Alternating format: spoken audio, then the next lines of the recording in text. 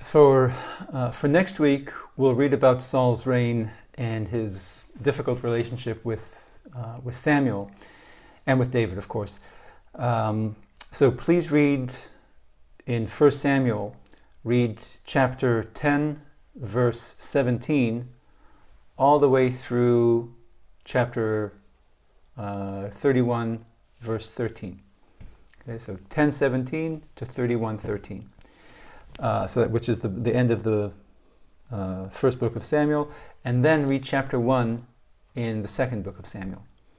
Okay, so the reading is 1 Samuel chapter 10 verse 17 to the end, and then 2 Samuel chapter 1. As you read, I'd like you to try to follow and answer two questions.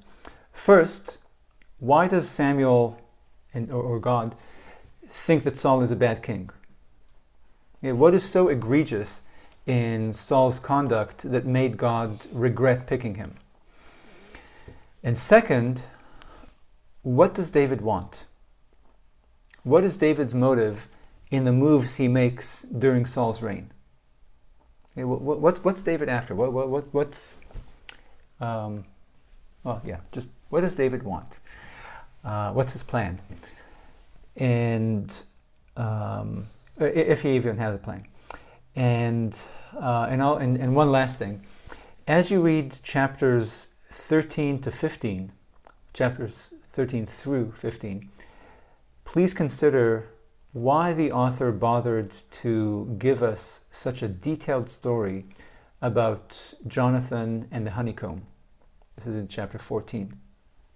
Okay, it's sandwiched between Saul's two great sins, or his purported sins, in chapter 13 and chapter 15. And in between you get this odd story about Jonathan and the honeycomb. And just consider what's the author doing here? Why is this story here? Why is it so detailed?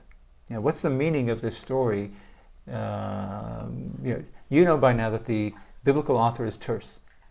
Okay, so if there is a story here and it's in such detail, he's trying to do something. The author is trying to do something. What is that something? What's the effect on you by knowing this Jonathan story? How does it affect you as a reader? So try to be conscious of it. Most of the effect of good authors is under the subconscious, but try to see if you can see what that is doing to you as a reader. Okay, now when we discussed, I want to talk about Saul's journey to Samuel and from Samuel. When we discussed the two contradictory creation stories in Genesis 1 and 2, I told you how the documentary hypothesis solves the seeming contradiction between them, and then I offered a different solution, offered by this author named Pamela Rice, that suggests that the two stories are not contradictory, but rather that they work together, and that chapter 1 is the creation story as God experienced it, and then chapter 2 is the same creation story, but as Adam experienced it. Okay, so the contradiction between the stories is a puzzle. Okay, it calls itself out to readers. It forces us to see the problem that the author created, and thus it forces us to try to channel the author's purpose or method, okay, to resolve this problem. So the documentary hypothesis solution, or the source criticism solution of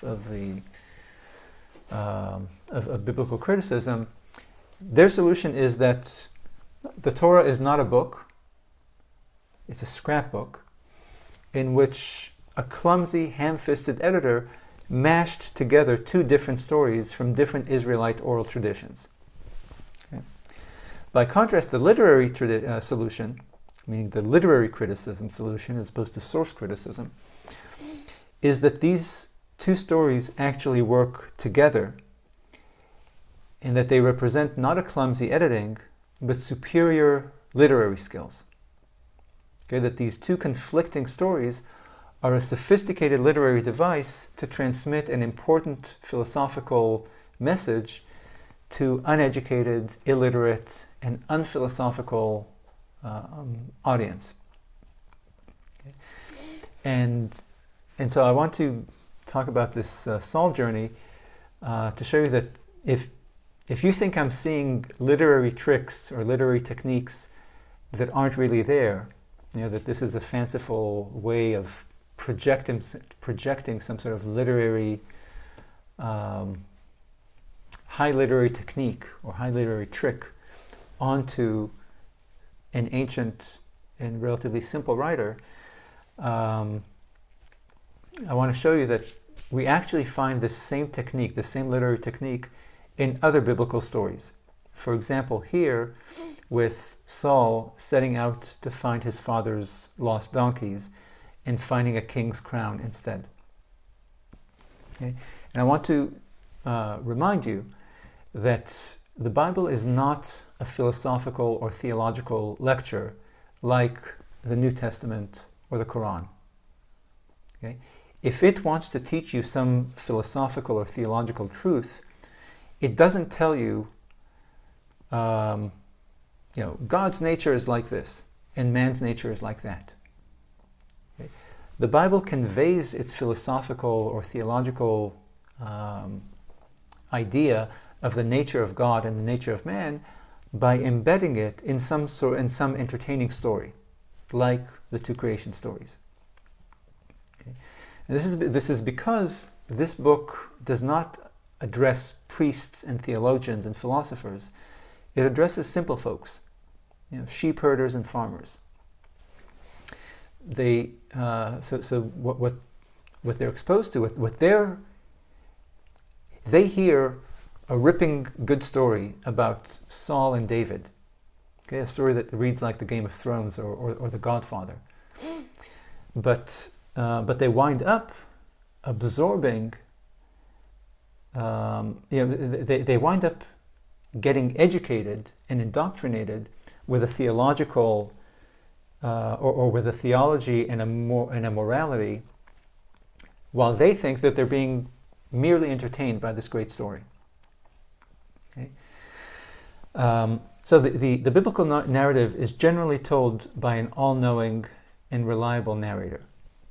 Okay? The narrator sees things and knows things that the characters don't see and don't know. Okay? The narrative is outside the story, looking at it for us. But sometimes the author chooses to change the narration method and tells us the story through the eyes of a character inside the story. Okay? We definitely and clearly see this in this story with Saul, where the author tells us explicitly that he's using this literary technique. Okay, so we saw this literary technique when Jacob fought with God's angel in Genesis 32, verse 25. Okay, the text tells us he fought with a man, but later Jacob and we find out that it was an angel of God. It wasn't a man, it was an angel. Okay? So the author narrates the story of the fight through Jacob's eyes, reflecting Jacob's understanding that it's just some dude attacking him. And that's how we experience it too, until there's a reveal later on. Again, it's a surprise to Jacob and to us at the same time. In the story of Abraham too, okay, we didn't know whether God's promise would be fulfilled until Abraham saw the miracle of a pregnant Sarah. Okay, the author made us experience Abraham's doubt and frustration and anxiety with Abraham. And then we sensed with Abraham a sense of relief when Isaac is born, or a sense of certitude. Okay? So if the biblical author uses this literary technique, in the creation story, and in Abraham, and in Jacob, I'm sorry, if he uses it in the story of Abraham and Jacob, and if he uses it here in Saul, then there's every reason to think that he uses it also in the two creation stories. Okay, so these later uses, these later deployments of this technique of telling the story through a character's eyes lend greater credence to Pamela Rice's claim that the two creation stories work together, one told from God's perspective, the other told from Adam's perspective. Since it's not a one-off, we see this biblical author using this technique elsewhere in the Bible. And in this respect, I want you to think of the difference between watching a play and watching a movie production of that same play. Okay? On stage, the viewer sees everything. Okay? So in the theater, the viewer sees everything and can notice and focus on whatever he wants. Okay? You choose where to look on the stage. You see everything that happens and you choose to look here or there. Now the director tries to force my eyes to a certain part of the stage by placing the leading character there, or having some event there, or having the lighting direct my eyes to this section. But I can see everything. I can see the entire stage. I can see other parts of the drama as well. In a movie, this is not the case. In a movie, my view of the action is determined by the camera location. Okay, so sometimes the director gives a view of the whole stage, of kind of a broad thing where I can see a variety of things. But at other times, the director, the director chooses for me to show me the view of the killer. See things through the eyes of the killer, or see things through the eyes of the victim, seeing the knife coming at my head, or seeing things through the perspective of this witness looking from above, or that witness looking from behind the tool shed. Okay? So biblical narrative, like most modern fiction, is more like film than like theater. Okay, the author directs us. We don't see everything. We see what the author directs us to see. Okay, so if and in this respect, again, it's the biblical author is well, okay. I was going to say he's like modern authors, but okay, I'll forget that. I don't know enough about modern fiction to say this, but the biblical narrative is more like film than like theater. So, if you read 1 Samuel chapters 9 and 10, you'll see this in action, where you see that in chapter 9, Saul and his assistant, the lad walking with him, go wandering in search of the lost donkeys, and the servant on that journey, the servant happens to suggest asking the man of God for help, and that man of God happens to be in town, and Saul says no, because hey, we don't have any money or food to offer the man of God for his services.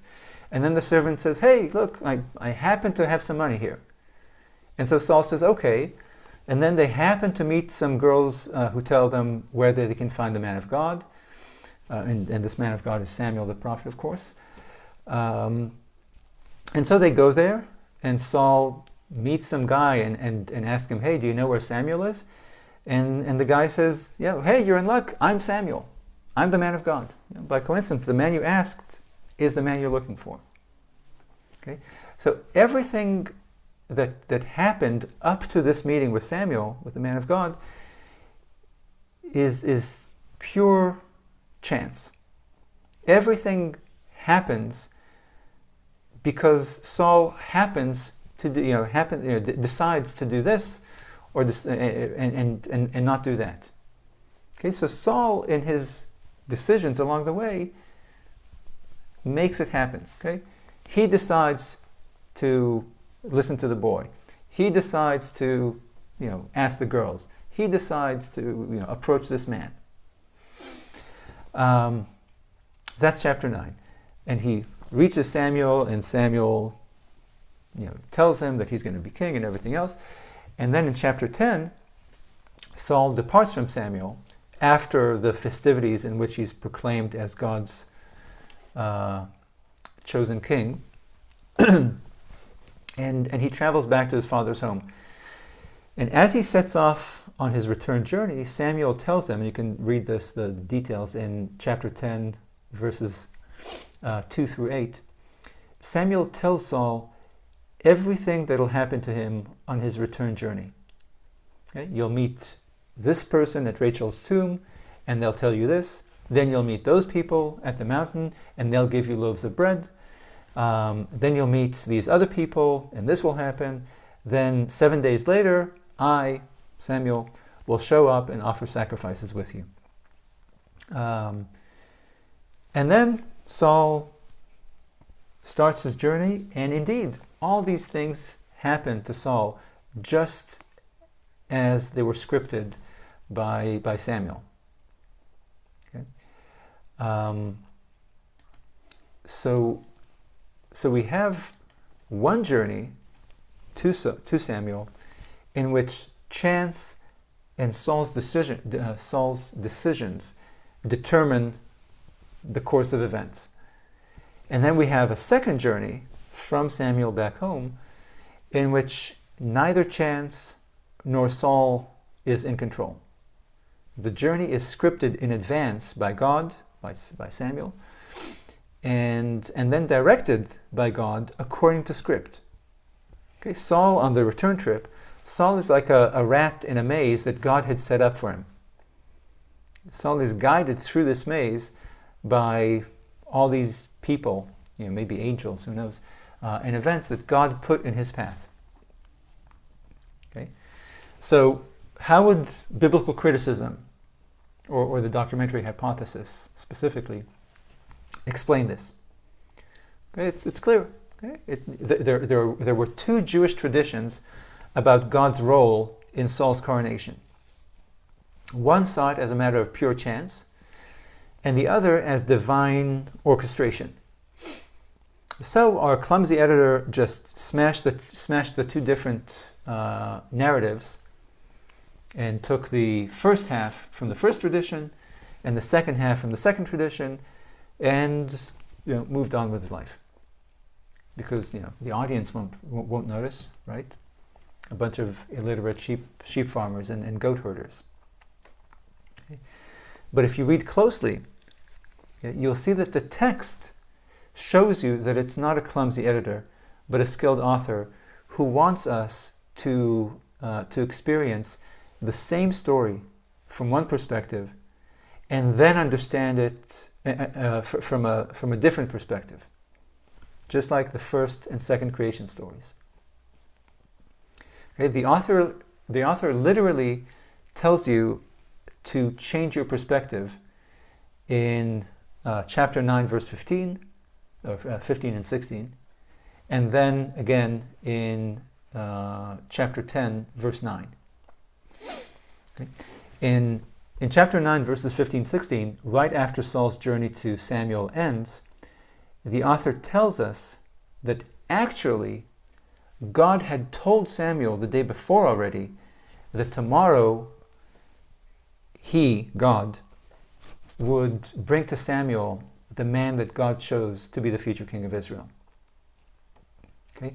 So after hearing the whole narration of that first leg of that haphazard and chancy journey, in which Saul was the quarterback and was calling his own plays, we're now told that it was not, in fact, chancy or haphazard. It was designed. It was a designed play called by the head coach. Okay? God was pulling the strings. Saul was not in control. Okay? Saul was not simply deciding to do X instead of Y. Okay? God somehow, we don't know how, manipulated the situation to induce that servant to make his suggestion to Saul. God somehow induced those girls to that location to guide Saul and his servant to Samuel.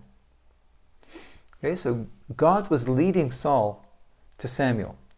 And he told Samuel that Saul was coming, so that Samuel could invite all these people and tell the cook to set aside a choice cut of meat.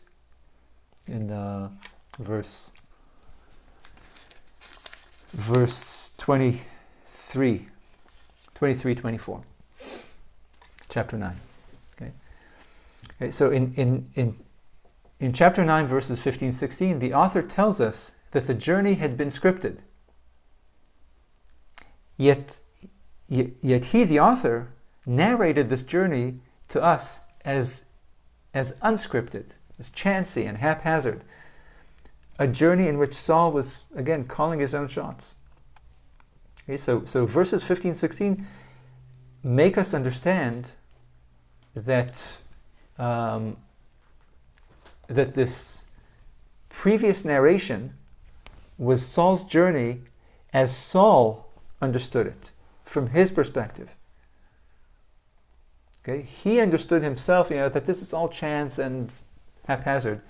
But we now know, because the narrator tells us that God told Samuel the day before that this was going to happen. So now we understand, okay, Samuel, this is not haphazard. Samuel is under the illusion that it's haphazard. But we know that it was scripted, designed. And after Saul finds out that he had misunderstood his journey, that it was not chance, but that throughout the journey God had been putting all these people and coincidences in his path, he then heads home with a new understanding, a new heart, as it says in chapter 10, verse 9. So the second journey, Saul's journey home, is still narrated through Saul's perspective, but now it's a different Saul. Okay, a Saul with a different understanding. Okay, so look, the documentary hypothesis is a kind of a get-out-of-jail-free card. Okay? Every time we're confused or don't understand something, we pull out this card and it resolves the problem. Okay? So it's not that we have a hard time understanding the author's literary method. No, it's that the book really is crudely stitched together like a scrapbook. And all those Jewish readers in ancient Judea, all those goat herders, they were too simple as consumers of literature to catch the discrepancies that we college-educated folks can catch. Yeah, I think before you resort to this get-out-of-jail-free card, there's a not purpose. There's a point in not a reward. It behooves us to try to read this book as if we think that the author was just as skilled as our authors, as if we think that those ancient readers, ancient listeners, might be as sophisticated as we are, and that there might be a purpose, a literary purpose here, rather than poor workmanship poor editorship on the part of the person who put this book together. See you next time. Thank you.